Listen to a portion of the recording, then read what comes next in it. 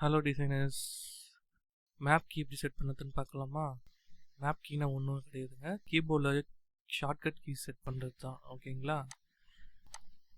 இப்போ நம்ம எப்பயும் போல் ஒரு பிளேனை செலக்ட் பண்ணிக்கிட்டு ஸ்கெட்ச் பண்ணுறோம். ஓகேங்களா? ஸ்கெட்ச் பண்ண உடனே என்ன ஆகுதுன்னா, நம்ம ஸ்கெட்ச் வியூ கொடுத்தா தான் அது பிளேனை ஸ்கெட்ச் பண்ணுறதுக்கு வியூவுக்கு வருது. ஓகேங்களா? நம்ம ஒரு வாட்டியும் நம்ம என்ன பண்ணுவோம், ஒரு பாட்டும் வரைஞ்சிட்டு அதை இப்போ எடிட் பண்ணணும்னு வச்சிங்களா. இப்போ இன்னொரு ஸ்கெட்ச் பண்ணணும் அப்படின்னா, இல்லை இந்த பாட்டை எடிட் பண்ணணும் அப்படின்னா எடிட் டெஃபினிஷன் கொடுத்தோன்னா அப்படியே தான் இருக்கும். ஸ்கெட்ச் வியூ கொடுத்தோம்னா அந்த ஸ்கெட்ச் பண்ணுறதுக்கு அந்த பிளேனுக்கு ஆட்டோமேட்டிக்காக அந்த வியூ போகுது. ஓகேங்களா? இதை நம்ம எப்படி கீபோர்டில் ஷார்ட்கட் கீயாக செட் பண்ணுறதுன்னு பார்க்கலாம். ஓகேங்களா?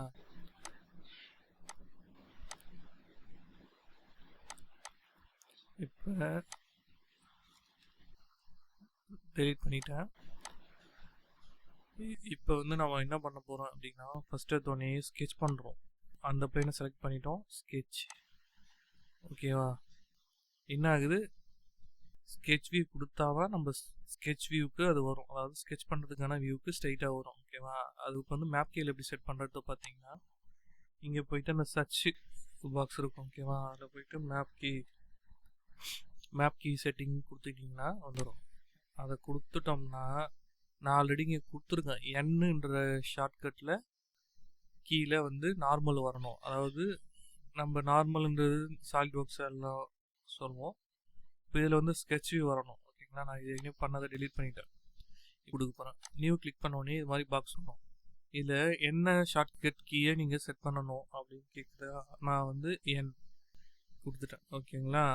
இந்த எண்ணுக்கான ஷார்ட்கட் கீக்கு என்ன நேம் கொடுக்க போகிறீங்க, ஸ்கெட்ச் வியூன்னு கொடுக்க. ஓகேங்களா? ஷார்ட்கட்டாக எஸ்வின்னு போட்டிருக்கேன். டிஸ்கிரிப்ஷன் வேணால் கொடுத்துக்கலாம், இல்லைன்னா வேணாம். ஓகேவா? இப்போ என்னென்னா ரெக்கார்ட் பண்ணணும். ரெக்கார்ட் கொடுத்துட்டேன்னா இப்போ இந்த ஸ்கெட்ச் வியூவை கிளிக் பண்ணுறேன். நார்மல் வந்துருச்சு. அதாவது ஸ்கெட்ச் வியூக்கு வந்துருச்சு நார்மலாக. இப்போ நான் ஸ்டாப் பண்ணிட்டேன். ஓகே, இப்போ எண்ணில் செட் ஆகிடுச்சு. ஓகேங்களா?